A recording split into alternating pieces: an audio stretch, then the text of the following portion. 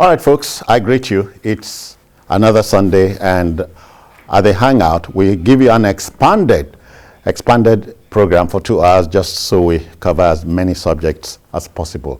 I am Citizen Jones Usen. Today on the program, outrage as Nigeria loses 964 security agents in 1 year. Senate approves President Buhari's fresh $5.8 billion loan request as organized private sector cautions the federal government on rising debt profile and exchange rate. And later on the show, NLC warns federal government to prepare for nationwide strike in 2022 over planned removal of subsidy. Let me report I'm hanging out this Sunday afternoon with Babajide Kolade Otitoju. Jide, I greet you. This looks like too much. Yes, in Kogi State, we like to match things up. Oh, okay. I thought it was Benue. No. Now I know. This is Kogi. Kogi style. I'm proudly Kogi. Okay, we give it to you. And I have Adekunle Lawal. Adekunle Lawal is a Lagos. Adekunle Yusuf. I'm sorry. Adekunle Yusuf is proudly Lagosian. Proudly is Osuman. And one thing that is funny to me, Jide has not told me that he has returned to Kogi because at some point... No, he had forgiven, he had returned to the state. Don't take him back. Yes. The demand don't change. The Egyptian you see today, tomorrow you see no more. And don't join Jide in talking about Egyptians, because if you go to Egypt, don't talk about Mo Salah, I beg. If you understand what I mean. Okay, so the team is ready. I hope you are.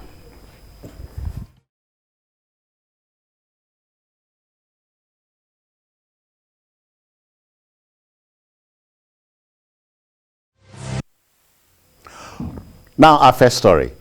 Our musicians, with their creative inventiveness, sing with us, they sing of us, they sing about us, they also sing about our strengths and weaknesses. At a time when bandits and their cousins seize the headlines brazenly from traditional news makers, it becomes a matter for serious introspection for a musician to extol the praises of bandit leader Bello Turji. Mohammed Dansha Nawa, I hope I got that right, is a popular musician in Sokoto State. He was ordered arrested by the governor. The governor, Aminu Tambuwal, said, let me quote him, "We ordered his arrest to serve as a deterrence," end quote. But describing the bandit as a lion and an untouchable is gabbling of the gift, Jide. I wish we can go all the way, arrest Danshanawa and other people, because listening to that song, you will see that somebody sponsored that song. And the person goes by the name Sani Blackie. So they need to go and look for who. Where did you get that from the lyrics? Yes, listening to him. The artist was mentioning that person as the sponsor of that song. So they need to go get that Sani Blackie wherever he is, because from listening to that song, it is clear that it wasn't Bello Turji that told him to sing. That someone, maybe one of Bello Turji's admirers or one of his boys, simply commissioned him to do that album. I wish that our anti-terrorism law can be expanded to teach exemplary lessons to people like Danshanawa, who would go on singing the praise of people who are killing our people for fun, or people who are supporting or causing musicians to wax albums in praise of undesirable I hear elements that like praise this. singing is a peculiar style with musicians here. No, musicians can sing anyone's praise. Okay. But for a man like Bello Turji that has been killing our people, that the military is going after him. You are now singing his praise, saying that he has no rival, that no one can stand before him. You described him as 1,000 that is greater than 100. Wow. He used a lot of Hausa proverbs, adages signifying strength to praise this fellow. At a point, he even compared him to the elephant, that the elephant is the king of the jungle. In Hausa folklore, the elephant, because of his size, is highly respected, and he was also comparing Tuji to an elephant. And he described Tuji as someone, as a man who has made other men look like women. It's extremely provocative. You listen to this song, you understand the language, and you listen to the song, you are hearing what he's saying. It didn't stop there. He was also praising some of his wives. At least he praised 2 of his wives and members of his family in that album. The negative effect this can have is to cause young people to think that, look, a man after all can be a bandit and be seen as a hero, because he was describing him as a hero in that song. And untouchable. That he cannot be defeated. That he cannot, that no man can defeat him. Wow. You know, that no man can rival him. Kabu Ayegaba was saying that no man can rival you. Truji, Namiji Maza. So many things are happening. Before we came here, you gave me another perspective to look at. What if the man was sending a message? Yes, to me, this is not to support terrorism. You get my point? But when you want to deal with this matter, you got to be extremely careful. You can do emotions, you can do sentiments, but the truth is, musicians, writers, poets, so many of them enjoy what they call poetic license. Yeah. You get my point? Sometimes, you just need to be extremely careful in handling this matter. I know nobody wants to suppress anybody or freedom or anything, but this matter, you need to handle it very well. Reason being that we have musicians in our country here, almost every day, all the time. They sing praises of corrupt politicians, thieves in public offices. Nobody has arrested such musicians who stole billions, trillions, everything. You get my point? Now, how do you handle it? Through our laws. You need to be extremely careful, because if you arrest him, that's not the end. You need to go to the court. What would you plead? You understand my point? This time around, you can go behind the scene and get the job. Did they mention that somebody probably sponsored that? Why can't government sponsor something better than that? You have the resources, everything at the disposal of government. You get my point? So you can have better musicians, better. Condemn this one openly, then because of social media now, there are a lot of things you can do without passing through what's this organization that vets musical records and other. Now, do you know you can just do this and go online and put it on, and it can go viral. You understand? Because of social media now. So, but because of this, government can counter this. There are better musicians you can bring on board. Openly condemn this, bring better musicians. Even the same guy, you can convert him to, but this is not good. If we zero, because sometimes the level of education of some of these guys very low. Some of them may not know the import of what they are doing. Or something like this. Yes. This thing you are doing, you are supporting terrorism. I'm on the same page. And how can you edify somebody whose business it is to spread blood, sweat, tears? To what avail? You see, we need to ask those in government too.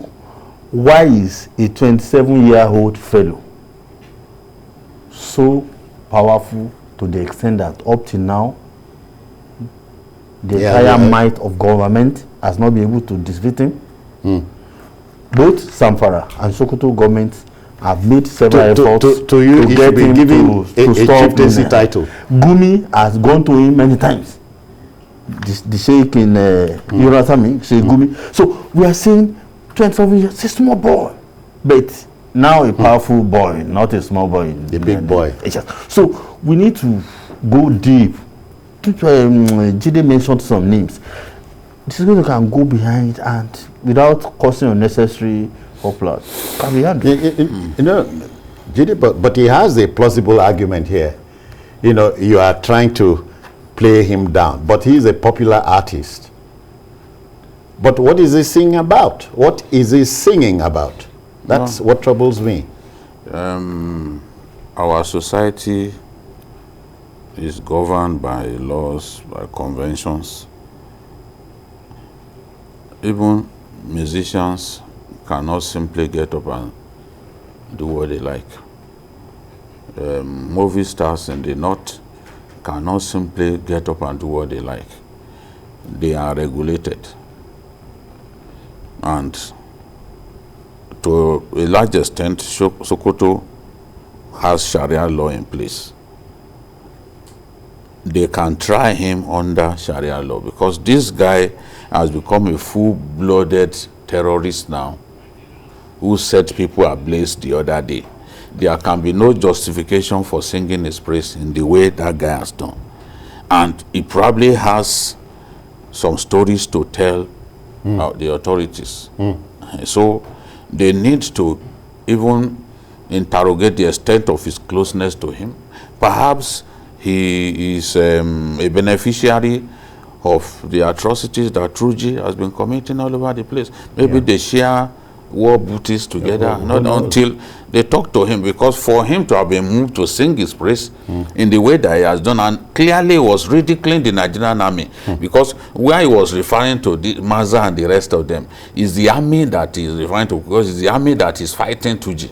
So if you are saying that he is someone who has made men look like women, he's referring to our army, that our army have been made to look like women by Tuji, that he cannot be defeated and all that. Indecency cannot be tolerated in our society. If you get up now, if you walk onto the street, or Adekunle walks up to the streets and decides to strip himself naked, we are going to arrest him. He's going to be charged for obscene action. We charge with obscene action, because even if he thinks that it is his right to walk around naked, there are other people that doing that will negatively offend. So we will have to take him out of his misery. Okay. They say if you have a gift of the gab, make sure you don't gabble of the gift. I sympathize with Governor. Tambuwal of Sokoto State at a time like this. Yes. At a time like this. In 2 weeks, more than 100 persons were killed. And then you see someone singing the praise of the person who is killing them. It's a delicate situation. The mood of the public is not right for such. Maza. By the time they kill him, he will know that he's not Maganim Maza. Oh dear. Okay, we move to our next story. Now, the 4th edition of the late Senator Abiola Ajimobi Roundtable, a discourse on burning national issues, held at the Abiola Ajimobi Foundation, University of Ibadan on Thursday. The talk shop, which attracted a cross-section of the country's brightest minds, had Vice President Yemi Osinbajo doubling as chairman, and former INEC chairman Professor Atahiru Jaga, and journalist Hangout Babajide Kolade Otitoju. They were all there. To the VP, let me quote him: "The right to freedom of choice is undermined by violence, and that's true," end quote. As far as Jide is concerned, security is a requisite for the conduct of a free, fair, and credible elections in our country. We have a story, a background story for you. Please watch on. Unless elections are prepared and conducted. Prominent Nigerian leaders and personalities gathered to deliberate and proffer possible solutions to the various challenges facing the country. Insecurity is one major problem, and they say it undermines democratic and electoral process. Speakers believe that solving these challenges will result in good governance and enviable democratic system. They want a Nigerian democratic system that would guarantee the right of citizens to choose their preferred leaders. History has demonstrated that it is this system, captured in one word, democracy, that guarantees the respect for the rights of individuals to choose their leaders. This right of choice is a civil and political right, and it's fundamental, because that is what separates us in terms of organization from animals. Unless elections are prepared and conducted in an environment that is peaceful and secure, its integrity and even the legitimacy of the outcome of that election would be in question. Discussants at the panel session also maintained that unless insecurity is tackled, sustainable development in all sectors may be difficult. Security is such a big problem. When Professor Jega was talking about governance, my mind went to very good governance. What really is very good governance? Sometimes our leaders give to us what we really do not want. Deliberate transformation process for 15 years that lasted up to 2015. But I think where we lost it, or we missed it also, was the fact that no single component of the Nigerian society should transform in isolation of the wider society. Speakers also described the late Senator Ajimobi as a true Democrat that would be missed for his sagacity, wisdom, and maturity, especially at a time of dissonance of conflict. Olaide Oyewole, TVC News. All right, then, let me add that the late Senator Ajimobi would have been 72 by today, right? So it was a posthumous event. Yusuf, how do you react to it?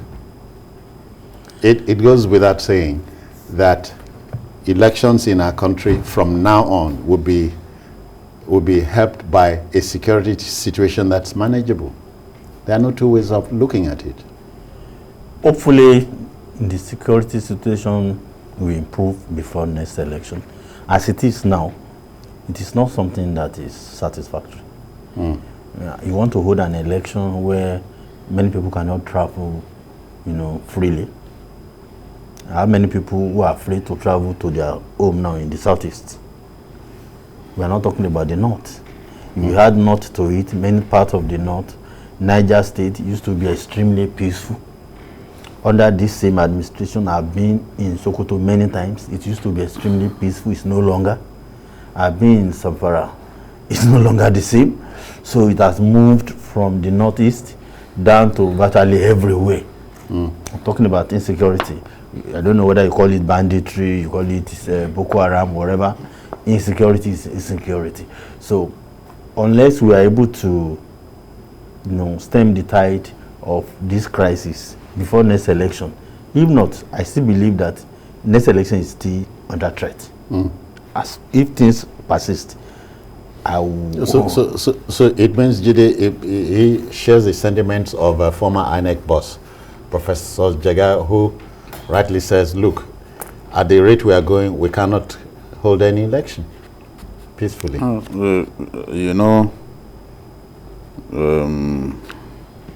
We can hold elections, but the law says that every local government in Nigeria, that no local government should be left behind. So, as things stand, if we had elections conducted in IDP camps in the northeast, what are we going to do in the northwest? Turuji, who is now being praised by musicians, is in control of some communities in Sokoto State. He is even appointing district heads for those communities. It's not just showing that he's in charge, it's demonstrating that he's in charge. That is indeed in charge. So it is those district heads that will collect levies from farmers, determine when farmers can access their farms. It is that bad. So how do you go to hold elections in those places? Are you going to take permission from Bello Tuji? Are you going to take permission from Dankremi, from Dangote, and other bandit leaders all over the place? We are not, it's no longer something to lie about. Boko Haram is controlling territories in Niger State. Some people tried to make it look like, no, they never spread their tentacles beyond the Northwest. Some even abused me on social media because of this. Especially when Shekau came out to say he sponsored the kidnap of the GSS Kankara students. We tried to deny that that happened. But we've seen a governor, the governor of Niger State, come out to say Boko Haram is controlling territories in my state. It is that bad. Are you going to have elections in such places? So in how many places are we going to have elections held in IDP camps? Democracy was not designed to operate that way. Yeah. Everybody, no one should be left behind. I heard the VP talking about the fact that development should not leave anyone behind. He was saying that at this event. And we are saying that no Nigerian community should be left behind ahead of the 2023 elections.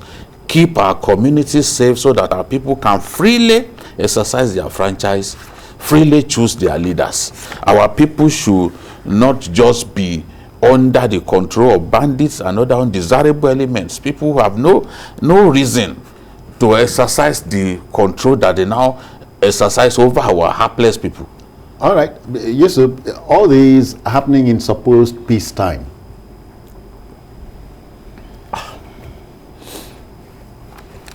You see, we just need to just hope that things will get better. Believe me, I don't want to be creating pessimistic view about the next election. This is a country that is talking about, census, next year.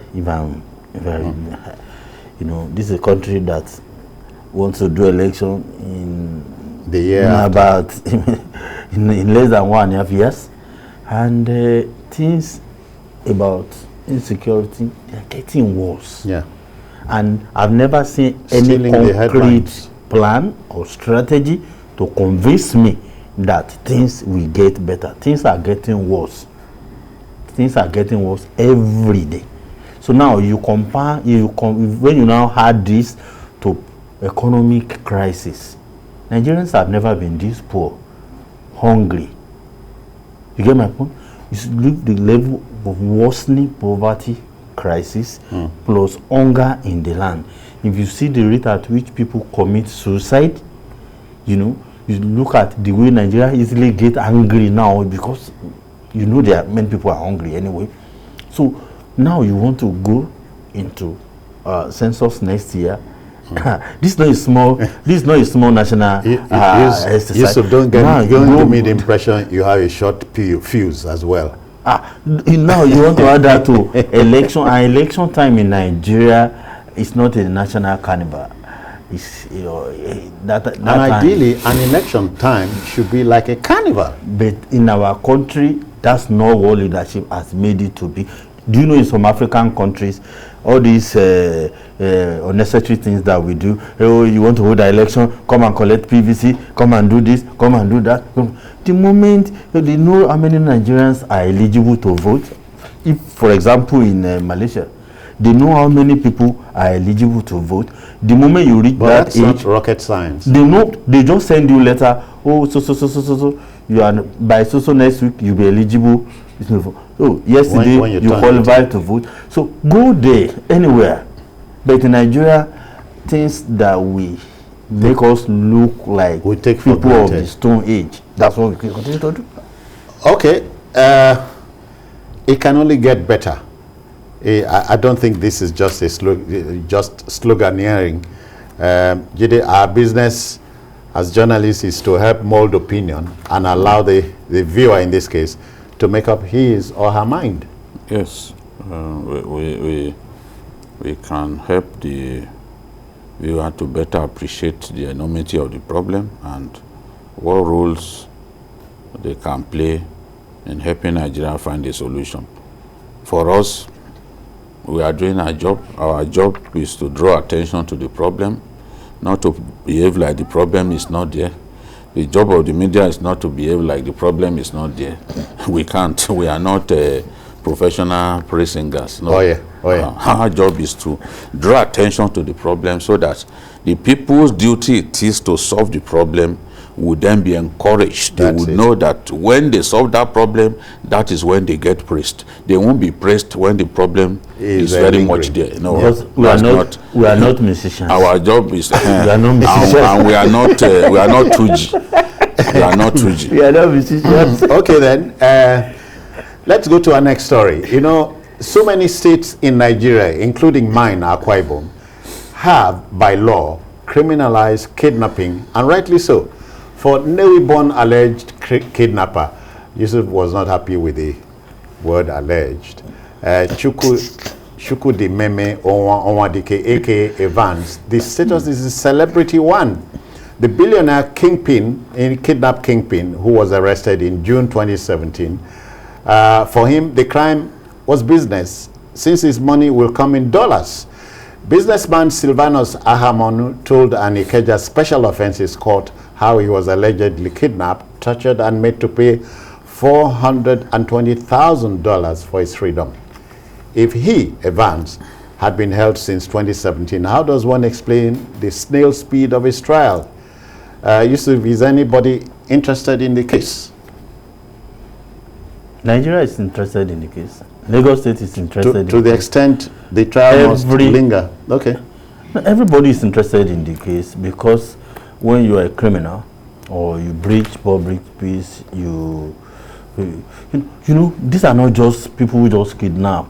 They also extort, people. They kill their victims sometimes. Right. You get my point? So, who is interested? I am interested. And I believe every Nigerian should be interested. The problem we've had so far is the snail speed with which our legal system, operates. Sometimes, what is the big deal in Evans' case? To me, most of the job in terms of investigation has been done. Then, what is delaying? Legal acrobatics and so on. Acrobatics and calisthenics. In this kind of, if it is a corruption case, you may be talking about, you want to get to Dubai, he has a house there, let's go to New York, you get this. No, this is pure straightforward. Straightforward. As far as you are concerned. Yes, and the security agencies, they've done marvelous job in this matter. They have all the evidence. Then what are we waiting for? The law. If it's not supposed to rot in jail, pronounce. If it's rot in jail for life, then go ahead. Why are we? To me, I don't understand how it's taking too long. You said you are not a judge. I'm not. In these matters. There's a way the law works, Jide, right? Yes, he has numerous cases. It's not just the case against the businessman. It's not just the case that Lagos State has against him. Other states like Imo, like Edo, they have cases against him. So they want to consolidate everything. I know that Lagos is already approaching the end of his own matter because they've closed their prosecution.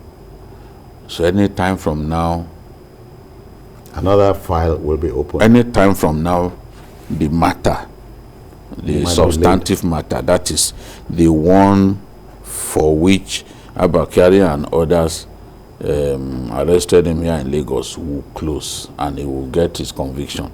But he still has pending cases. Yes, he still has cases in Edo, still has cases in Imo because he did not commit these crimes in Lagos alone, and other states too are happy and will be happy to have him face the music in court. So the case is on.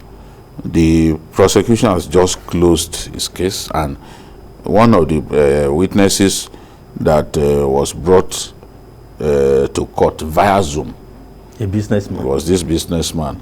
You know, it was said at that time that Evans preferred to collect ransom in foreign currency. That's what we have seen now. When his men arrested the man, they pretended to be SARS officers. They were wearing army uniform, they were wearing police uniform, you know, and introduced themselves as SARS men who needed to investigate him. But after a while, Evans materialized on the scene, carrying an AK-47, and then they began beating him. And later on, they asked for a ransom of $2 million. You know, after he had stayed with them for so long, his people had become apprehensive. They then came up with the idea of a $2 million ransom. You know, it's a strategy. You have already weakened his resolve one way or the other. His people had been apprehensive. So, by the way, like that bloodshot eye, that's what the police will do to you once they succeed in catching you. They leave a mark. As you can see, his bloodshot eyes. He appears like a big boy. Can you see? Yes. That's the mark of the Nigerian police. They will leave that. For you use it as a memento. Can see what they've done. So after some time, they paid $200,000, and then they paid more. 40. In the end, he received $420,000. You know, I know that Evans will eventually get judgment.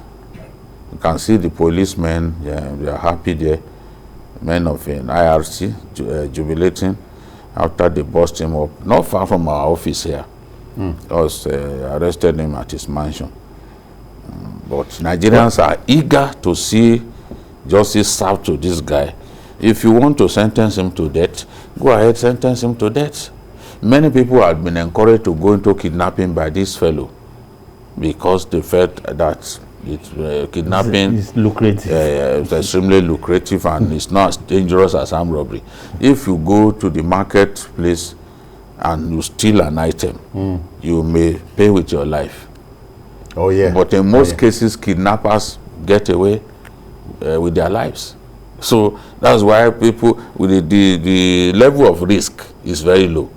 That's why more and more people are taking to it. And I may be wrong. Kidnapping, if you ask me, Yusuf, is an advanced way of armed robbery. You make so much money, shoot little or no bullets at all. A little difference between the two. You know, kidnapping does virtually what armed robbery does. Except that the armed robber doesn't need your body; he just take whatever he wants to take and move away. Then the kidnapper takes you away and uses that as a tool to extort you, your family, and if your people refuse to play ball, they kill their victims. They live, as they say, blood, sweat, and tears. They kill their victims, and what people suffer in the kidnappers' den is horrendous. So it's not something society should toy with. All right, please, shall we wait? Allow the law to take its course. For me, what will anger us at the Hangout would be a situation where Evans is pronounced not guilty. Okay. Let's leave that to the courts. Yes, the courts. Yeah. So that they don't think we are committing. Yeah. We are not prejudicing what they're doing. Yes. Okay. To our next story, you know, insecurity in our country has taken a heavy toll on all of us. an estimated 322 policemen plus officers and 642 soldiers lost their lives in theaters of conflict over the past 12 months alone. Everybody's scandalized, and why not? According to the Middle Belt Forum, killing of hundreds of military security personnel and others is an indication that Nigeria is a failed state. To the Pan-Niger Delta Forum, PANDEF, Nigeria is at war with itself. The Christian Association of Nigeria, CAN, urges federal government to be ruthless with bandits, terrorists, and others. As far as the Northern Elders Forum is concerned, killing of 322 police officers plus 642 soldiers shows we are in very difficult circumstances. How more outraged can we ever be, Jide? How more outraged can we ever be? If you count the number of civilians lost, it is way higher than this. Way higher than this.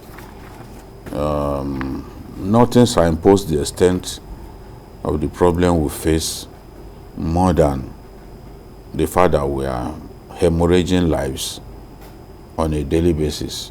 The Sultan of Sokoto said the insecurity in the north is grossly underreported. I agree absolutely with him. I agree absolutely with him because even as an individual, there are so many cases that I hear that I don't bother to talk about. That I do not report, I do not comment on, especially in the Northeast. So it's a fact that northern Nigeria has become extremely difficult to live in. People are losing their lives while commuting from community to community. Soldiers are being killed still in the Northeast by ISWAP, through ambushes, through their IEDs. Yes, we can report that there is some level of progress, especially in the Northeast. But the threats remain. And clearly the terrorists are not prepared yet to give up the fight. We've seen a lot of them surrender, but the people surrendering are members of one faction. And the more deadly faction, we are not seeing people surrendering from that group. That is the group that takes the fight to the army. That is the group that attacks military bases. Those ones are hardened terrorists, and they are not giving up the fight. They are not surrendering. They want to continue to fight. So, and if that remains the case, our security agencies will lose their lives. It's a normal thing that in war, the enemy will lose, we too will lose. To imagine that in warfare, the battle will be so one-sided that we won't lose soldiers is a waste of time. We love our soldiers. We want them to win. Collateral damage. We want them to win. But in this kind of war, asymmetric warfare, for that matter, it is not some of the things that happen you do not expect to see them happen. You could be on your way, maybe you are, especially now that we have super camps and the rest.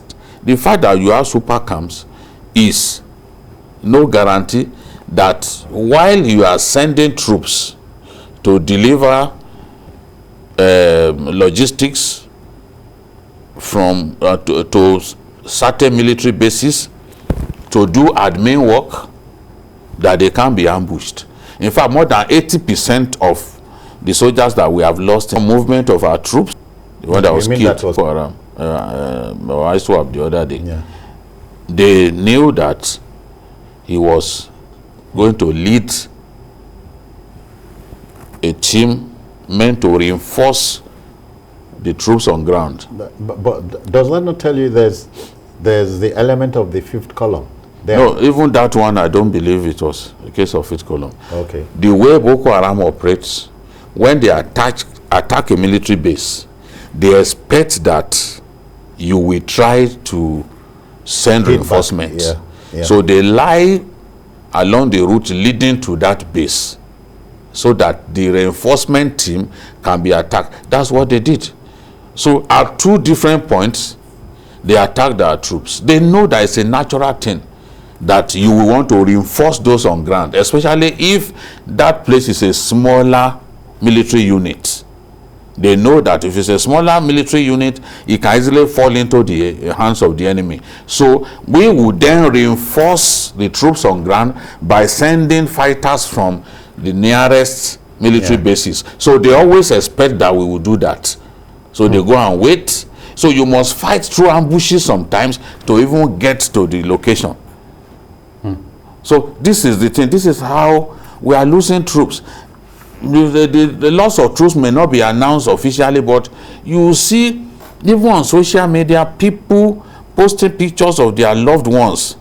Yes, soldiers that we had lost. That's how sometimes we get to know that these things have happened. And people we are losing a lot of soldiers. As long as the war continues, if we do not find a way to end this senseless war, we will continue to lose soldiers and pay the price. Yes, so Nigerians must realize that so much sacrifice is being made by our troops. If we can lose 600 and something soldiers, that's almost double the number of policemen that we have lost in the last 1 year. Oh yeah. So that's a signal to the point that, to the fact that the war has not ended. Yusuf, you know, the Middle Belt Forum, what it is saying is critical, that these are signs of a failed state. Or you don't agree with them, or do you? I do. I agree with them. Yes, I do. Or a failing state. Or a state that is in the process of failing. Because we shouldn't be extremely pessimistic, let's say a failing state. Even when you look at the research, firm that did this, that came up with this report, it categorized Nigeria as a state at war. And the 2 most, universally acknowledged definitions of war are quoted, and Nigeria fits the bill, even more than. You get my point? So apart from that, you have about 1,000. The same report said 1,989 bandits were killed during the same time. 973 Boko Haram, 129 vigilante, 100 IPOB, and so on and so forth. Then these are small numbers when you compare to civilians who died through all this kind of so put simply, the whole country is scandalized. That's it. That is it. Initially, when we love to talk about insecurity problems, it was always about northeast. Now it's no longer only northeast. You have to talk about northwest. You have to talk about north central. You have to talk about southwest. You have to talk about southeast. So the insecurity is pervasive now in our country, and it becomes more sad when those all of us will rely on to visit our security agencies when they are dying in large numbers. When they are being killed, this portends greater danger than we can ever envisage. When you are killing our military, you are killing our soldiers, you are killing our policemen. In fact, in the report, some numbers of DSS people died.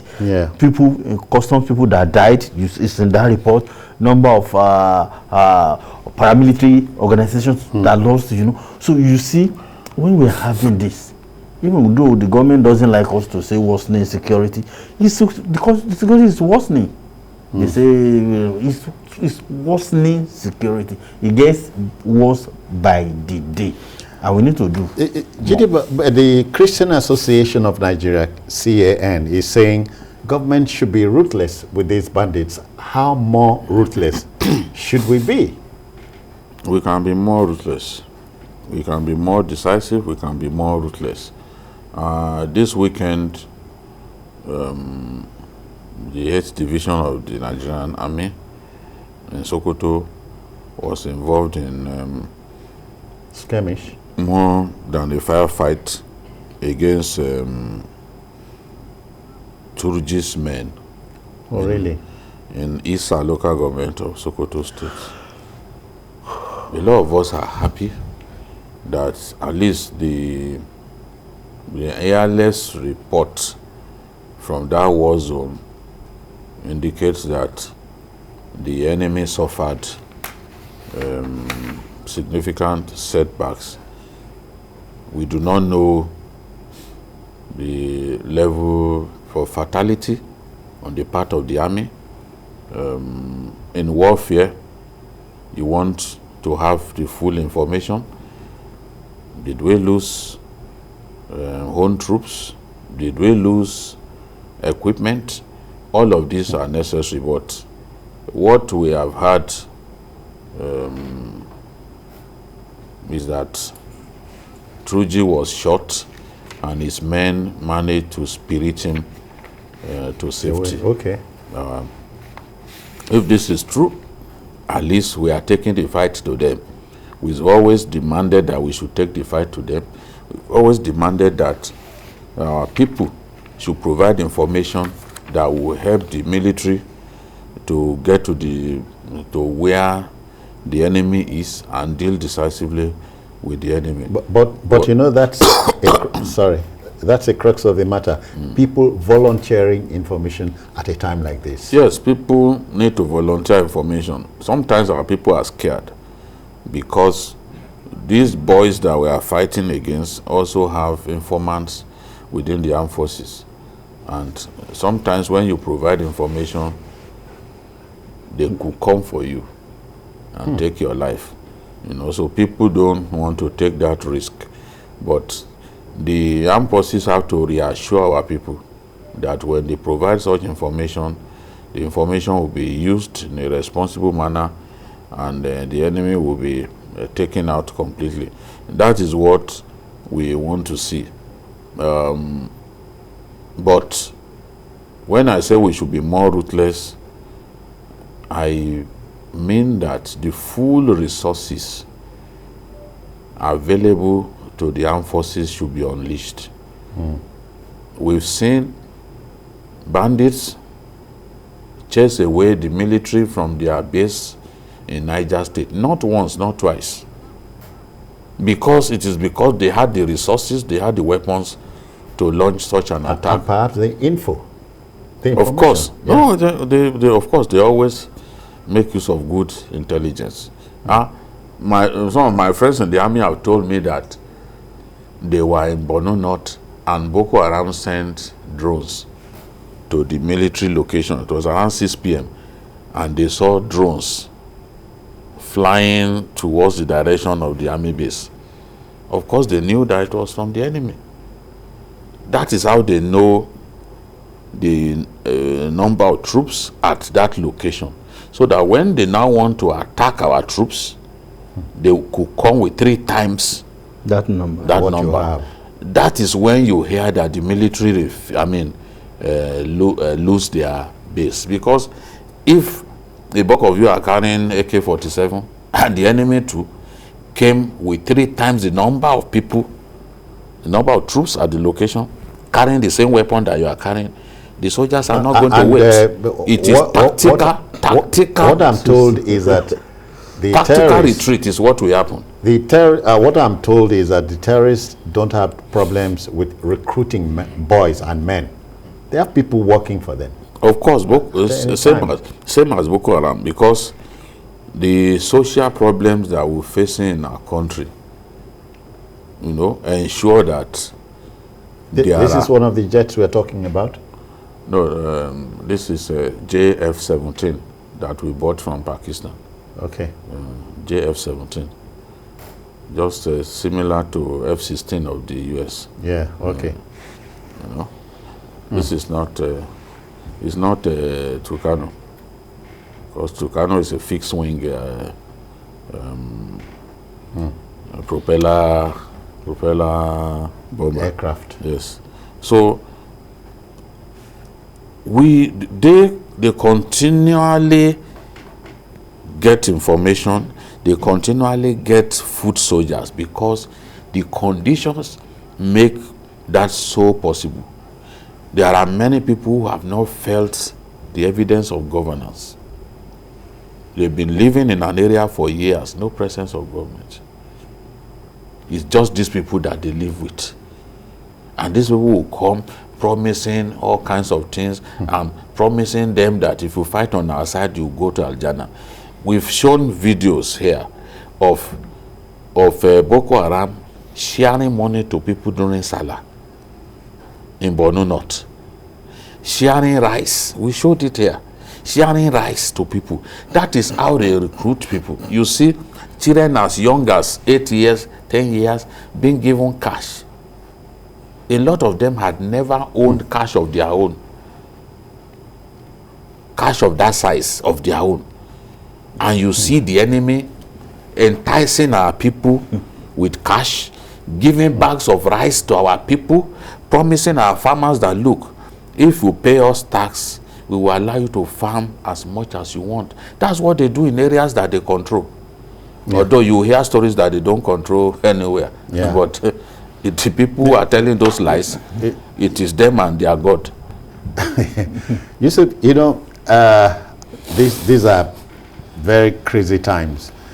And the tragedy of war is that it uses man's best to do man's worst. And in war, they say you don't talk about who is right, who is wrong, but how many people are left. So this is a crazy time in our country. And I talked about supposed peace time. That peace is eluding us. And Christmas is just 6 days away. Only goodness knows what will happen next. There's one thing that just comes to my mind. Governor Tamboa has been putting a proposal before Mr. President that in security, in places where security crisis is so very serious, that people in those areas, why don't you give them a form of military training? I mean, defense, self-defense, training. Maybe this may also come, may also help that in places, because now we seem to have overburdened our military everywhere now. And at some point, do you know, I'm really afraid that at some point, what will happen in Nigeria? These people are getting killed. Insecurity crisis is getting worse, and before you hear today, you see another state has also joined. There is a Boko Haram is here, bandits are taking credit here, all those things, and who do you call? You call on soldiers.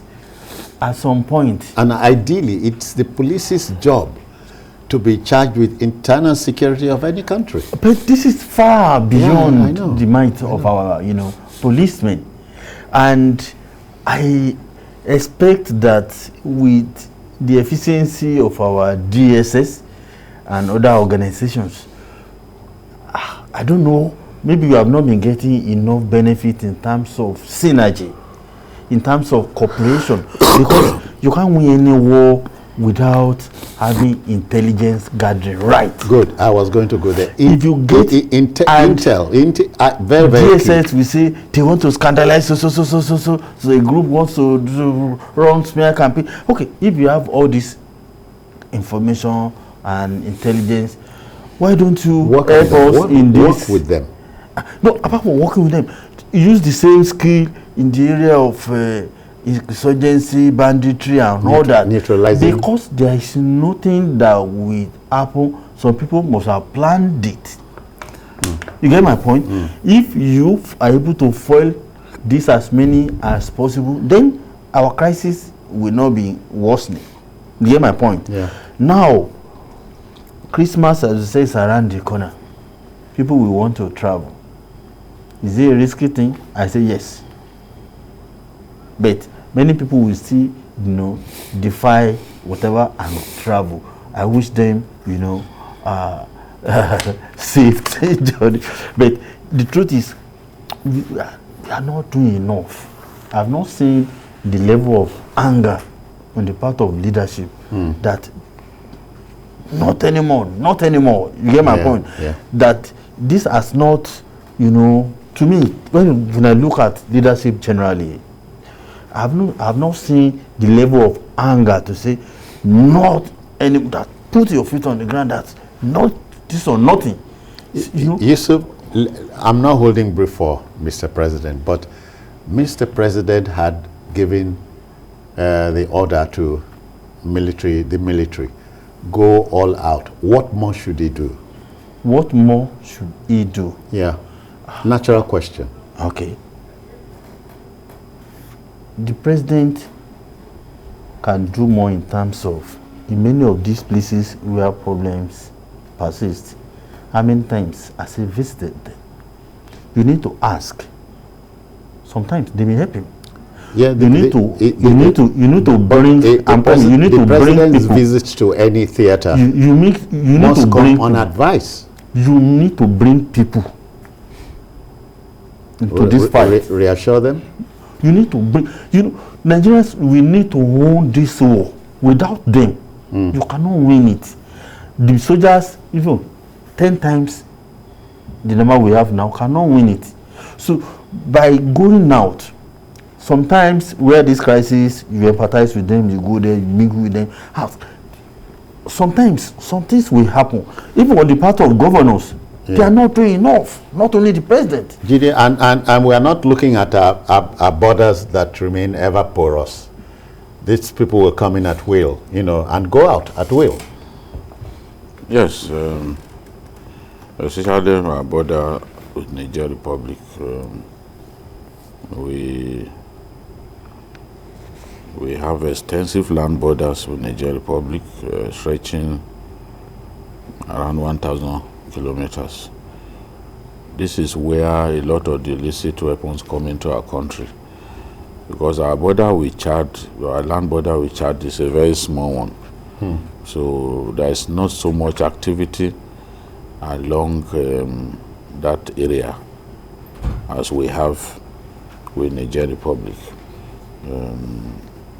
The border with Cameroon, yes, in terms of smuggled goods, they bring in a lot of smuggled goods, but in terms of illicit firearms, the bulk of the weapons coming into our country are coming in through Niger Republic. Yes, and a good part of that country is also ungoverned space. Rebels from Mali, but does it not from say Burkina anything Faso about the government of Niger doing something about their border, as they are bothered about it? And because it's also like a failed state, a lot of a huge portion of the country is ungoverned space. Wow. Fighters from Mali, from Burkina Faso, they're coming into Niger Republic to cause trouble. And it's also affecting Nigeria, because as we can see now, some of those people are the people causing trouble in Sokoto, for example. Some of them have joined the bandits.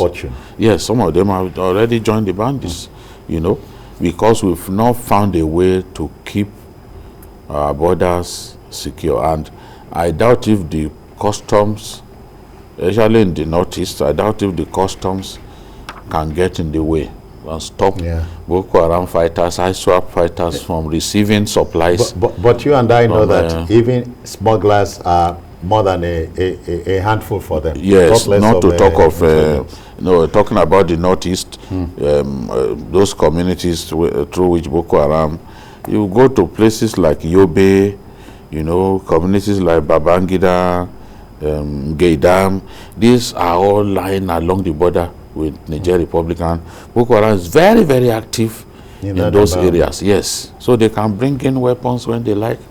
They can move in freely. Some of those little hamlets around those areas, they are occupying those places. They can jump in and out of both countries. It's terrible, but the best we can do is to continue to encourage the armed forces to acquire the game-changing weapons that would ensure that we are on top of the situation. There is still a lot of work to do. Oh yeah, to be done. And, Yes. and of course, we talk about the 21st century warfare. A lot less of men involved, but more of gadgetry and so on. Yes, and the Air Force. Okay then, let's skip this now. Go on a break and come back. Please stay with us. This is Journalist Hangout.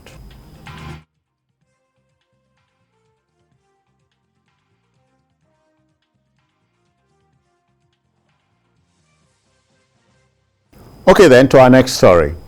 You know, country borrowing, or if you like, external debt, is money borrowed from foreign lenders to fund particular projects that would impact the borrower's economy.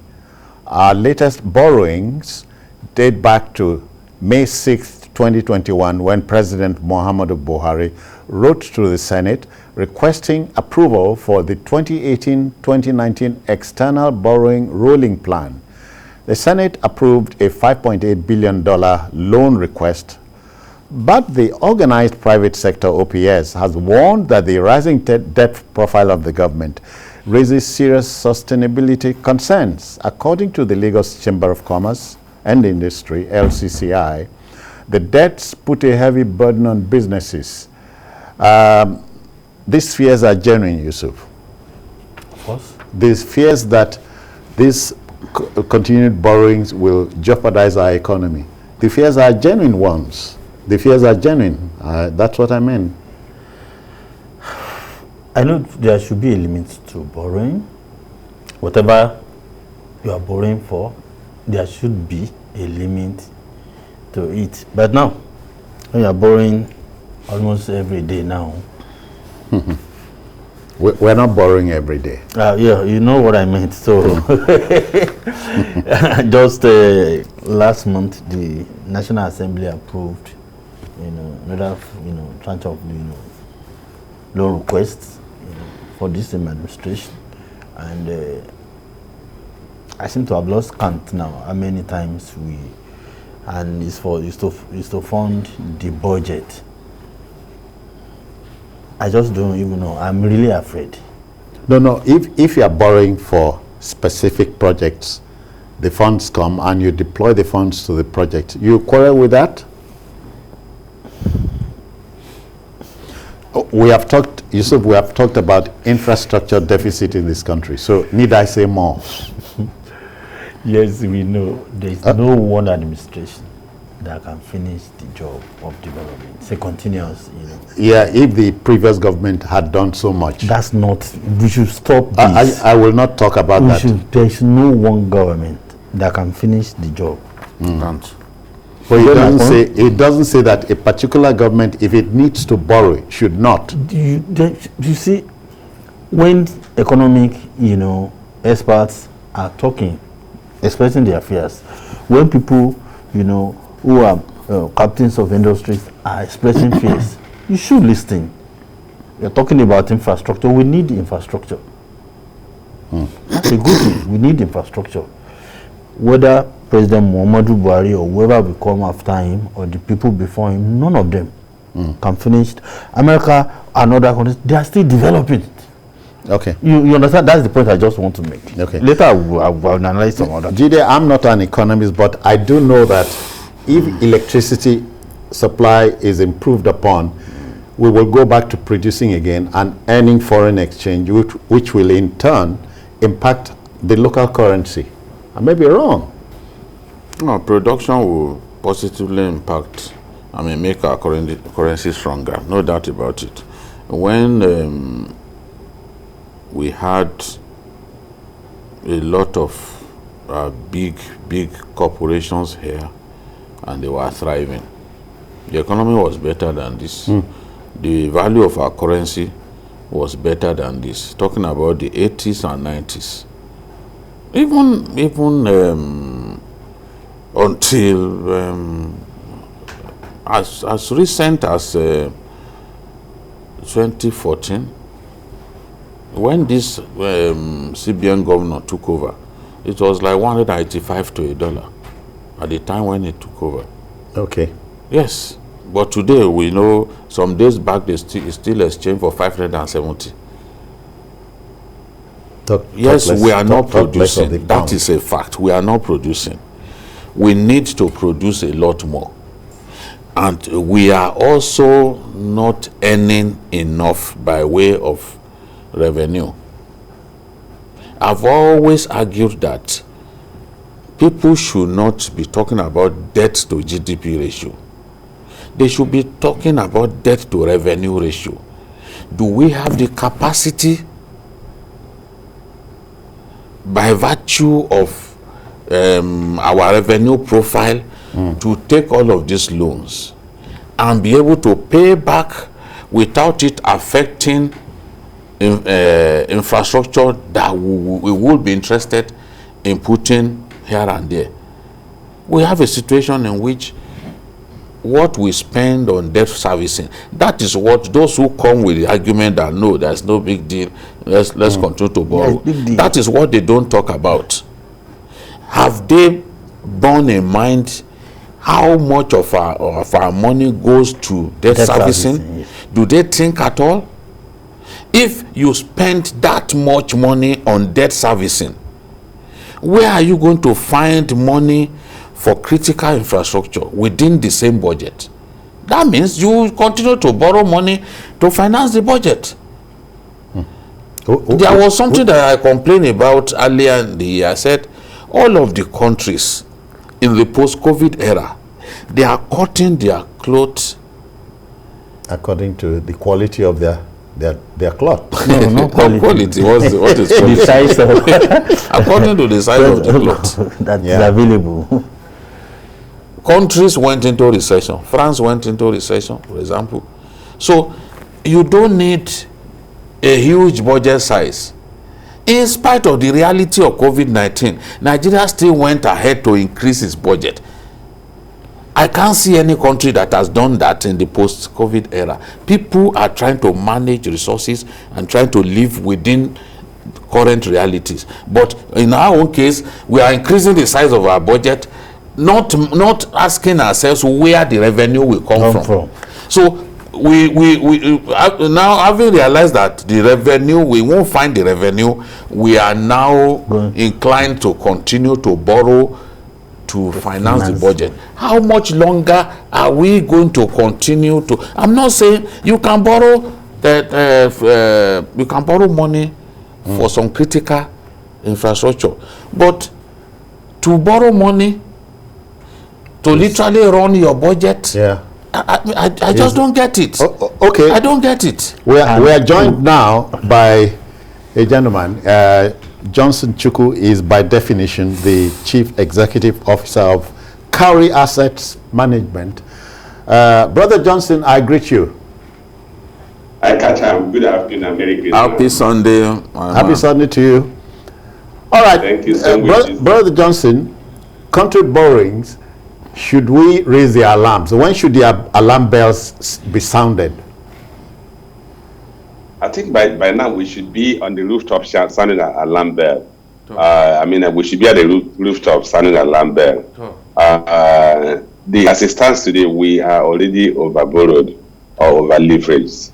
If you look at our revenue, which should be the major parameter to measure your debt sustainability, your capacity to borrow, we're already using about 90% of our total revenue to pay debt, to pay interest on debt, not to pay back the principal. So what that means, we're only left with 10% to pay salaries and wages, to run a government, and then to incur capital expenditure. As it stands today, for the past 4 or 5 years, every kobo that the government spent on infrastructure was borrowed. We are borrowing to pay salaries and wages of government employees.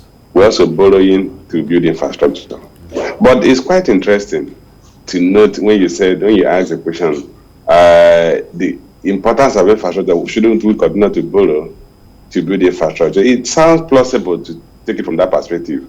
But the challenge is this: the government is not the most efficient utilizer of economic resources, or the most efficient manager of economic resources.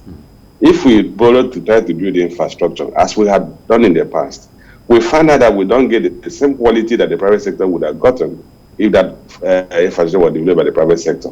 Or we don't spend the same amount. I mean, we spend far above than the amount the private sector would have spent to build the same level of infrastructure.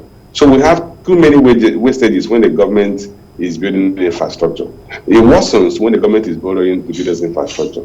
So if the government does not have the revenue to build the infrastructure and must borrow, is it not better we allow the borrowing to be done by the one person who can use this money more efficiently, who can get better value for money than the person who will waste it as it stands, or who will give us suboptimal value for the money they have borrowed on our behalf. Yeah. So that's the challenge we have. Yeah, Johnson, you know, the problem is here already. It's not that they are just planning the problem. If you were a member of Mr. President's economic team, what would you tell him now? Well, I would tell him that we need to restructure our approach to funding of capital expenditure, which is the core of the first problem, which is fundamental problem we need to address. We can no longer, as a country, continue to fund infrastructure, particularly those that are commercially viable, from budgetary allocations, because we don't have the revenue profile. So I would now advise him, let's develop a framework for the private sector to get involved in infrastructure development in the country. And if we do that, we will address the concerns you have expressed that we have huge infrastructural gap and we need to fund it so that the economy can run efficiently. Let me give you an example. The government of the country has been building Lagos-Ibadan Express Road for more than 10 years, in fact, close to 20 years. That road is just about 131 kilometers of highway. A private sector operator who has a commercial interest in the road would have built it in not more than 2 years. They would have told it if the government had entered in with the private sector and given another build, operate, and transfer, and given a concession of 25 years for the private sector to build and operate that road and return to federal government, by now we'll be counting down to maybe 5 years left to have a return to federal government, and the road would have provided infrastructure support for commercial activities between anybody going to the southwestern part of the country from Lagos or coming to Lagos from the southwestern part of the country. But that has not been done. We don't have the road. So much has been spent on it, and you know what happens? Every budget system, they will move and demob. Move and demob means they will give the contractor money to resume work. The contractor will spend part of that money to bring back equipment to site, bring back workers to site. That is wasted. And then the next year, because they wouldn't continue to pay the contractor, they will demobilize and go back. Whenever we want to bring them back, we pay additional costs. So that's what we've been going through.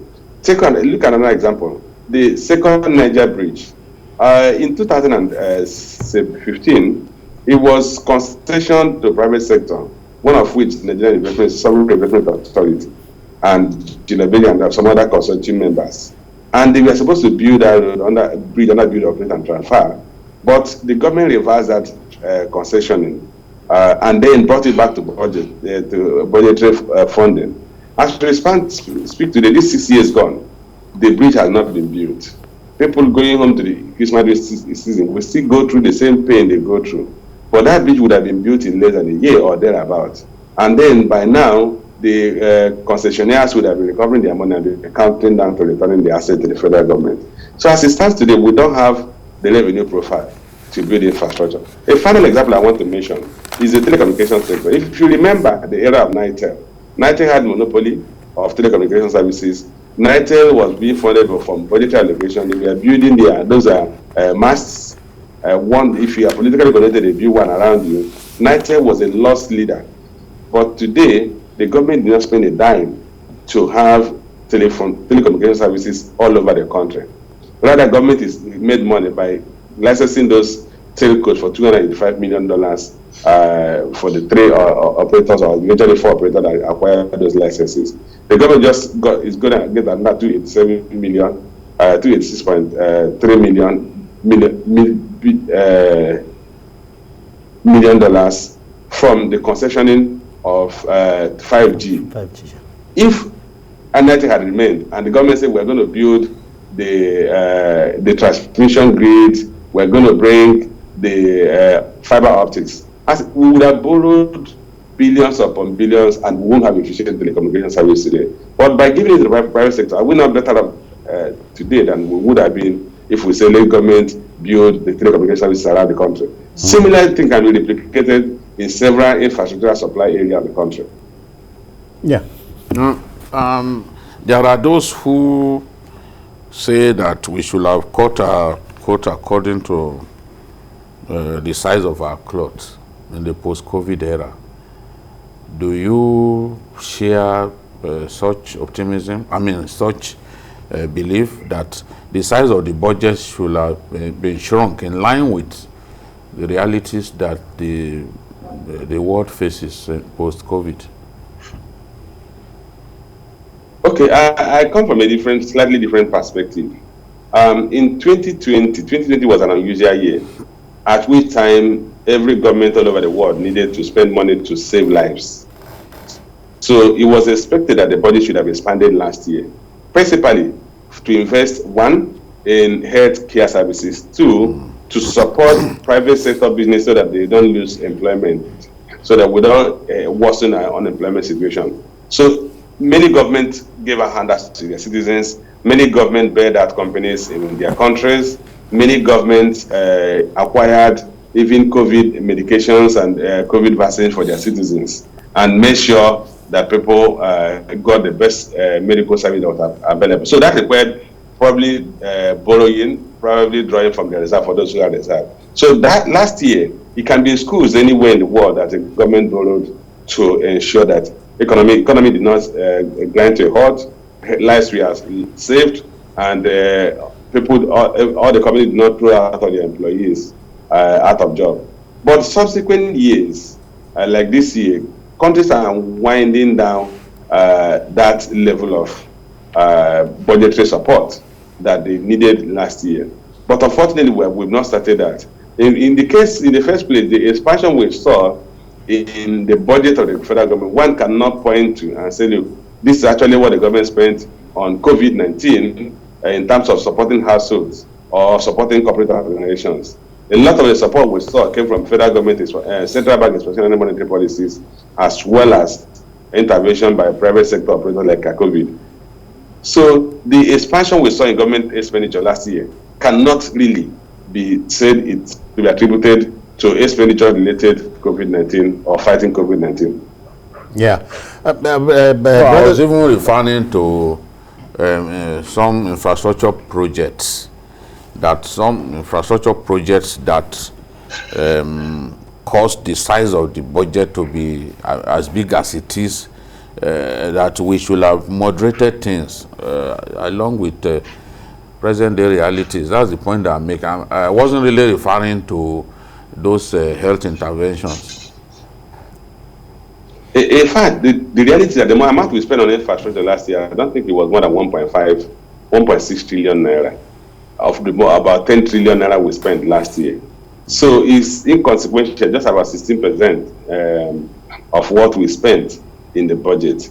A large portion of our expansion of government expenditure is coming from non-fixed asset, non-capital expenditure, coming from recurrent expenditure, coming from debt service. We saw a steep increase in the current expenditure from government overhead last year. That's which why I said, look, unfortunately, we are not really borrowing so much. We're not investing so much in infrastructure.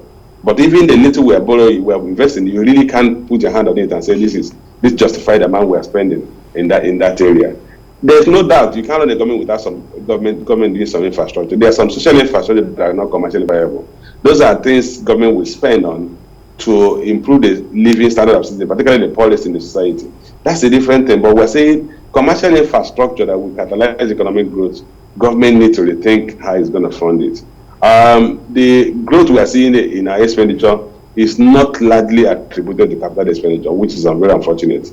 It's because we are seeing growth in our debt service and we are seeing growth in government overhead. Salaries and wages in particular are all expanding. The minister, of finance, alluded to the fact that government has had to borrow some money to pay wages of workers. Did it not come to you as a shock that in this age and time we are taking money from the CBN and using such monies to pay the wages of government workers? You know, for me, last year, like I mentioned, there was an abnormal year. Last year, it could be excused. Subsequent years, it should not be excused. And it must be stated at this point that it didn't start last year. Government has been borrowing since 2016 to pay salaries and wages of employees. So the minister declaring that to the public knowledge is not a new thing to people like us. So and that then means that since it's a consistent trend, you cannot really say justifiably that only occurred because of COVID-19, because government revenue shrank. We already have a very difficult fiscal situation in the country, and the government needs to take drastic measures to address these challenges. If they don't take those measures, the current trend will continue. We're going to get a point not too far from now where the government will spend 100% of its revenue on payment of salaries and wages, and then we will have to go and borrow to just pay debt, and then we'll have nothing to show as a country. The organized private sector also complain about the situation with foreign exchange, with respect to foreign exchange. As a business owner yourself, what do you think government can do at this stage to mitigate the pains that manufacturers and other categories of people go through with respect to foreign exchange? Okay, I'll start by saying this. There is actually no easy way or short route to solving Nigeria's foreign exchange problem. We have lived with this for the past 40 years. If you recall, we used to have what they call import licensing scheme. The import licensing scheme was a method of rationing foreign exchange to importers. We've gone through turns and twists in managing our efforts. The simple reason that we're not in enough foreign exchange to meet our payment obligations. Let me give you a live example. In third quarter of this year, third quarter 2021, total export from this country was only about 5 trillion naira. Total import was about 8 trillion naira. So you had a 3 trillion naira negative payment of trade, balance of trade. So that balance of trade means that the dollar equivalent of 3 trillion naira needed to be paid to export to those who exported in the country. And that has been the trend in the past 6 or 7 quarters. So which means the reserve we have, we are drawing on it to pay for imports we are making. And as long as your revenue from your earnings from export is not as high as your expenditure from or your payment from imports, then you are going to continue to borrow at the international level to pay your those imports. And that's the situation we have. So we need to start by, first of all, looking at our imports and look at, are they imports that we are currently incurring that we can possibly, as a result of policy, reduce. One of which is the issue of the amount we are spending on importation of petroleum products. Averagely, we spend about 15% of our total imports on fuel, about 1.8 trillion naira on fuel. And then if you add other gasoline related like diesel, you find that the amount grows to more than 2 trillion naira of the 8 trillion naira we spent on import. So that 2 trillion out of 8 trillion is already 25%. So we're spending 25% to import a product we ordinarily should be exporting. So the first thing is, how do we restructure the downstream, the Nigerian oil and gas sector, so that we begin to export refined petroleum products? At the minimum, stop importing. That's stage number one. That's an easy, low-hanging fruit, because that way you restore, you say about 25% of what we're currently spending on import. And that will help you moderate the gap you have between your import payment and export earnings. So those are the things that the government has to do. It can't. There's no. It's not going to be a light bulb effect. It's going to be, we take the right measures, and in the next 1 or 2 years we'll begin to see the impact. If we take the right measures against the Nigerian downstream oil and gas sector, we're going to see the impact in the next 2-3 years. And at that point, we realize that the amount we are spending on imports will reduce, and that will begin to conserve foreign exchange. Until we do that, we're going to be begging and praying that the Almighty God will ensure that our crude price is high, and that the boys in Niger Delta allow us to produce up to 2.5 million barrels a day. If those two prayers are not answered jointly, we will be in the same, continue to be in the same situation unless we take other measures to restructure our fiscal framework. Yeah, Brother Johnson Chukwu, we want to thank you for your time. And I see Christmas buntings all around you. We wish you a Merry Christmas. Thank you, and same wishes. Thanks. Okay then. Thank you. Thanks. All right then, let's go to our next issue. Perhaps a most mind-boggling scheme indulged in by the federal government is the subsidy regime. Now, stopping it altogether is even more breathtaking.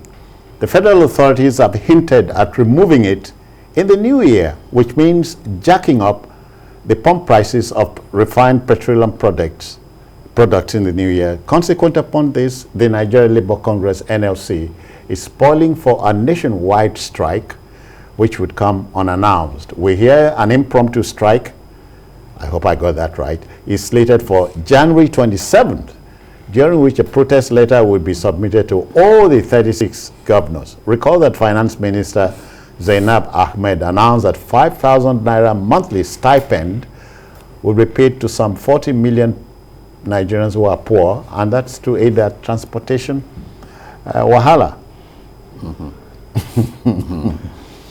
This subsidy regime again. It's an inevitability. We have boxed ourselves into a corner as a country. Successive, irresponsible administrations in our country have ensured that we allowed our refineries to be in the state that they are currently. A few years back, in the whole year, Kaduna Refinery, seen by many as our most modern refinery, refined a total of 50 million barrels, liters, liters of crude oil. Just 50 million liters. That is less than our present consumption rate for a day. That's one of our 4 refineries manage to refine just what can sustain the country for one day. For one day. In fact, by NNPC's estimation, although some of us disagree, we are actually consuming 103 million liters of PMS a day. But the same people let it be known that a good portion of this goes to servicing some of our neighbors, meaning that we are subsidizing a lot of smuggling activities across our borders, Cameroon, Niger, Benin Republic. We are subsidizing plenty of smuggling. So, for me, 103 million liters a day is a no-brainer. There's no way by which you can justify it. Means too high for us to consider. Extremely too high when you bear in mind the consumption level during the Jonathan years, when we had greater prosperity as a country. Yeah. If you check with the registration outfits in our country, with the vehicle licensing and registration outfits in our country, you will see that we have not bought more cars now than that time, because the funds are simply not there. The economy is much more problematic now than that time. The economy was adjudged one of the fastest growing in the world back in 2014, early 2015. So if we were not consuming up to 103 million liters at that time, how come we are suddenly, but this is a matter for which we can have a 1 hour debate or even more. But the truth now is, who is going to pay for our inability to keep our refineries working? Because if we kept the refineries working and they were producing here, we won't be talking about subsidy as we are talking about it now. So it is not a strange thing. Countries subsidize. We've seen countries like Thailand subsidize rice to keep the farmers in business. But the problem with our own petroleum subsidy here is it has actually helped a lot of the enemies of Nigeria to line their pockets and to grow fat at the expense of the states. Including, Jide, some unscrupulous Nigerians. Yeah. Even those ones that I'm talking about, they are still unscrupulous too. So for you, subsidy should go? No, it's inevitable at this stage. It's inevitable. Yusuf, subsidy will go, but at a price. Terrible price. Catastrophic, price. You get me? This government, to me, what it should have done, it didn't do. 6 years. Which is visit the refineries working. You get me? This is one government that has always talked about it. Get the refineries working. The best way to get rid of subsidy in a painless, smooth way. Yeah. Get the refineries working. What they made to look complicated in Nigeria is not really complicated if leadership is doing the right thing. But when you see failure of leadership, that is always easy to punish the victims. Who are the victims? The people. For example, in the last 6 years, there are enough to put refineries in place. Whatever magic, even build new ones. Licenses were given. Whatever you want to do, either through privatization, through direct funding, through whatever, this government has got enough time to resolve that crisis, because it's a crisis that's been there for long. And the same method that previous administrations have used, that's what this government has used. Now, if we are not refining oil, because we share they are the only country that has this notoriety of being one of the major oil, producers that is now going around, importing refined fuel. It's an embarrassment.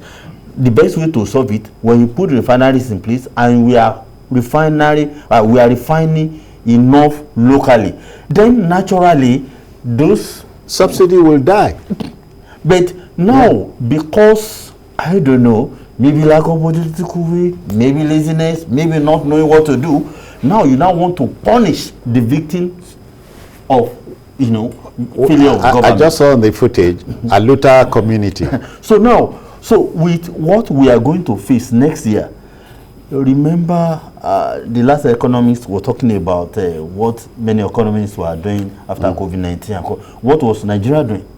It is that time that you should increase electricity prices. It is that time you should increase this price, that price, this price. That, when most economies of the world are trying to empower their people to, empower the economy, empower so that people can, emerge from the crisis, better. Now, you are now going to next year. That's a time, I call it election year, because by that time, campaigns, pre-election year. So if you remove subsidy next year, so I wanted to remove subsidy, please don't misquote me, but the timing will be extremely catastrophic for our country. So you mean the crisis of everything will skyrocket. Well, yeah, you are saying there's a wrong time. There's a wrong time for doing to something do the right thing. So when you do a good thing and a wrong time, it becomes a wrong thing. Okay.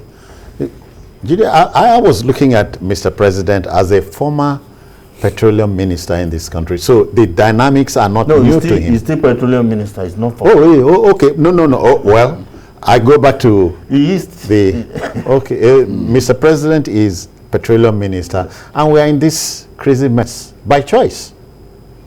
Well, I will expect that we could handle things better, but as we have seen, we are unable to find the right solution to this problem. Nigerians, petrol is, as I've said before, a dangerous product. Dangerous in the sense that if we do not handle the after effect of removal of subsidy carefully, it will bring. Yeah, I'm wondering how careful you could be. It will bring real problems. It's a security product, no doubt about it. It's a security product because if you don't handle it well, it could lead to serious security mess. For the country. For the country. And we've always wanted the downstream sector to be fully deregulated. That has been done. The law is in place. There is no way that government can continue to regulate and fix prices of petroleum products after the second quarter of next year. Yeah. There's no way, because the law is in place. That's the PI. Yes, PIA. The PIA, yeah. Yes, the PIA is in place, and it stipulates that this idea of government through the PPPRA fixing prices with the PIA in place, that will no longer happen.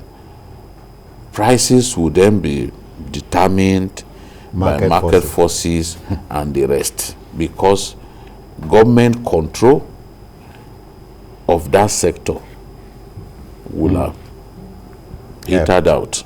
Yeah. So what do we do? How do we get around that? How do we get around a situation in which petrol moves to about 345 naira per dollar, depending on the going price in the global market? If it goes to 345 naira per liter, it is easier imagined than experienced. Yes, it's easier imagined. Okay, I know it won't be Greek to our public affairs analyst, who we are joining now by Skype, Achike Chude. Good afternoon to you. Welcome to the show.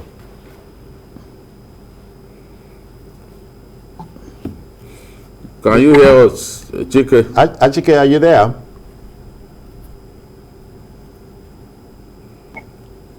Hello, Achike, can you hear us? Okay, we'll attempt to get back to you. Yeah, you were going to say, Yusuf. Yes, the make subsidy looks like it's a very bad thing, it's a very dangerous thing, negative thing, all those things. Virtually all the countries of the world. I hear countries, you talked about Thailand, but Union, America also subsidizes farmers too. European Union countries increased within 2019 and now by 8%. Increased what? For subsidy for fossil fuels and all that. America, Japan, China, other countries, they account for 2/3 of subsidies globally.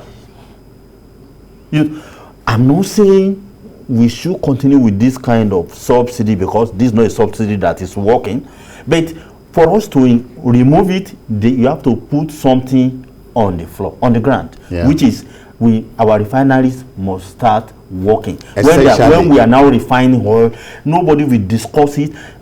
This is an administration that has said it has removed fuel subsidy many times. Yeah. You understand me? You don't need to tell anybody. People will just realize that it's no longer in the books. You understand my point? Without doing that, what we have, may even jeopardize the next election. The crisis that will come. Oh yeah. It will the crisis that will erupt because the figures running. One is saying the inflationary trend that will come, the hunger, the poverty, everything. It will be unmanageable. Again, still talking about doing the right thing at the wrong time. Achike Chude. But states will earn more money, from the distributable. Okay. And some will, or the distributable revenue allocation. And some will have more money to steal. Where did that come from? Achike Chude, good evening to you. Doomsday prophet. Are you there, Achike? Hello, comrades. Okay. All right. The connection to Achike seems to have gone awry. Okay, Olanrewaju is reaching us from Ilorin, Kwara State. Olanrewaju, I greet you. Good afternoon. Yes, sir. And thank you, discussant in the House.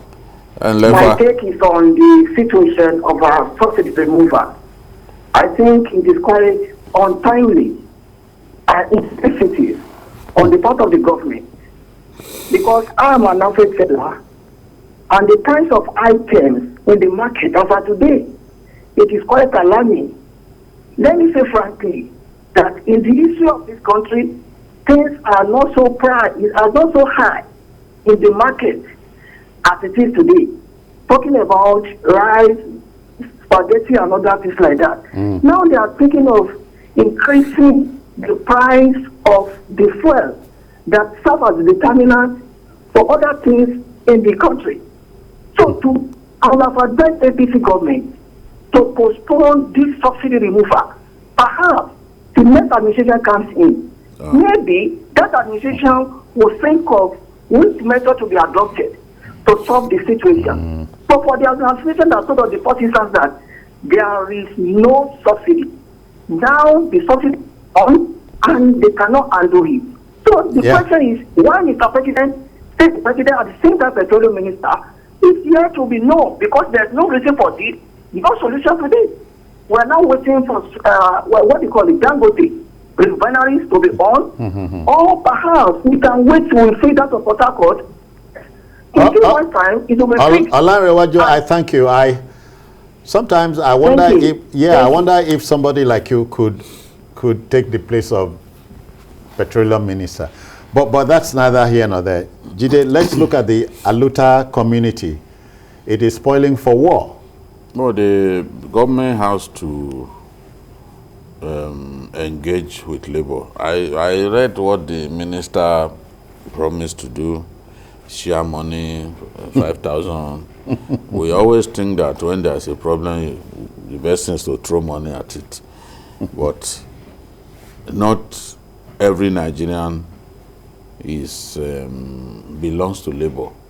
Not every Nigerian belongs to the extremely poor class. So what do we do to ensure that no one feels left behind? Yeah. We all face this pain when it comes. No one will be able to avoid the pain. So government's response to this problem or attempt to mitigate this problem must be able to accommodate as many of our people as possible. The other day when we increased fuel price, we told the people that we were going to introduce mass transit, that we will get labor involved. I think over time, labor has come to see Nigerian leaders as people that can be trusted, that even that they do not honor their word when they make such promises. It's just a matter of time before you see that there's really no serious attempt to honor their word. But we are approaching a very critical valley of decision now. And the president, I know that for years, the president had been reluctant to do this because he knew that it would inflict so much pain on our people, and he didn't want to see that. But the World Bank, the IMF, and other people, they've told us in plain language that if we sustain this subsidy regime, the economy will eventually crash. Yes, because some of the money that we could actually save and spend on critical infrastructure are ending up in people's pockets in the name of subsidy.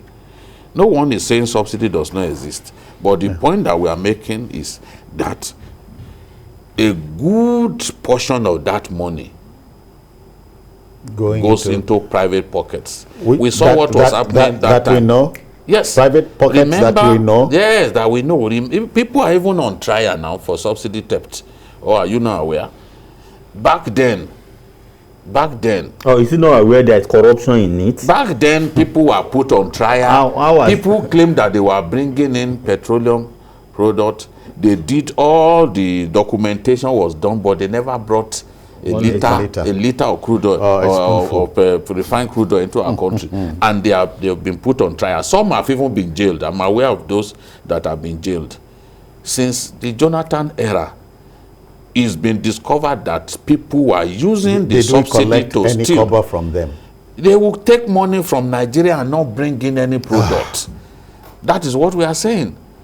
They will claim that, oh, they are even some will bring product and divert it to the coast, the coast of our neighbors, where it then gets sold at higher price to international. I'm sure you know this. International in Benin Republic, you don't go oil to marketers. In Benin Republic, you don't go to a gas station. You buy petrol in bottles and so on. Till day after tomorrow. No, that's not true. That's not completely that true. Is not Those true. who will buy. Tell me I was in Benin Republic in July. That's not true. What happened? What is true is that your people from here, still go to their border, and when you see almost at 20 meters away, you see from police to DSS to custom to this, and all the vehicles plying the road, they know one another, the security agents and them, and you must open your boot. If you open your boot, they see 2, 4, 5, 6 kegs, you do the normal payment and go. You understand my point? But when you go to Republic of Benin to say this Jericho, no, that's not true. There are filling stations all over. It would have changed. It would have been changed. There is a country that is fast modernizing. You are saying Jericho, go there and you'll be ashamed. You see what is been happening there. But go to Nigeria's North Borno State. Do you have fuel stations? There are fuel stations in communities that are Boko Haram free. Yes, there are fuel stations in the state capital. Walk into by fuel, but there is also a lot of smuggling going on there, and going on especially in Cameroon. There are so many Nigerian trailers, tankers that are funneling petrol across the border. There is a lot of smuggling. Because it's more expensive. It's more expensive outside of Nigeria. All of our neighbors, there's no country where petrol is not more expensive than it is in Nigeria. So there's a big incentive for smugglers to just get the product across the border so that they can make good money. Our problems are self-inflicted. Yes. Yes, the subsidies were designed for you and I, to make life easy for us. But people who are bent on making money at the expense of the state have now turned to smugglers, and dozens and dozens of tankers are going across the border to go and sell petrol to people. There are people who open, let me also tell you something, there are people who open filling stations around the borders in the north. Because they make money. And those filling stations, they are supposed to move fuel to them. They don't move fuel to them. The fuel that they are supposed to move to them in the name of Petroleum Equalization Fund and all that get diverted to neighboring countries. But in the books, you think that there's a filling station that is there, but the fuel will not get there. I don't know if Olawale, who is reaching us from Ikorodu, knows about this. Good evening, Olawale. Yeah, I greet you. Good evening, Baba. Okay, good evening. I greet you, sir. Yes, I just have two comments because there is no time. Your very first topic about the role of Bello Tuji or Tuji Bello, I don't know what you call Bello it. Tuji. Can't we use our Tucano and technology to locate the exact location of this man who is troubling Nigeria? Because it's not only supposed to say that he's troubling. And get rid of him, as Babajide used to say, send him back to his creator. And that will teach others a lesson. Yes. Secondly, in respect of this subsidy issue, look, on several times, the government has told us that they will buy buses, mass transit vehicles to transport people. It has never worked. You just make millionaire of some members of National Union of Road Transport Workers. So thank you. Please, government should not do that. Find a way of letting people enjoy. Olawale, thank you very kindly. Thank you. We must go. But then, Jide, quickly, 5,000 naira to 40 million poor Nigerians. Who determines who is poor? How do we determine them? I don't know. You just find that a lot of the poorest of the poor still do not get the money. In any case, giving people, you do not banish poverty by giving monetary handouts to people. No. You need to do a lot better than simply, you need to be more creative than giving people 5,000 naira, 10,000 naira and think that you are tackling poverty. That's not how to tackle poverty. Because it will finish, in today's Nigeria, what is even 5,000 naira? It will finish spending that money. That's MD. And his misery will continue. All right. The backroom boys say it is time to go, and on this show, time is the master, we must leave. Adekunle Yusuf, have yourself a Merry Christmas, if you can. If you cannot, leave it for God. Jide, I know when I say have a Merry Christmas, I know you will. Yes. Yeah. Yes, I'm getting set. Okay then. For Christmas in the Northeast. Yeah, I wish you a Merry Christmas because we couldn't wish you anything else. Yes. Safe to say thank you for your time. That's all for the program today. But the show returns to normal, if you see what I mean, from 5 p.m. tomorrow. And if you missed this edition, join us at 11:30 for a repeat broadcast. And we are also on YouTube at youtube.com/TVC News Nigeria. I am Citizen Jones Hussein. Bye-bye now. Take care.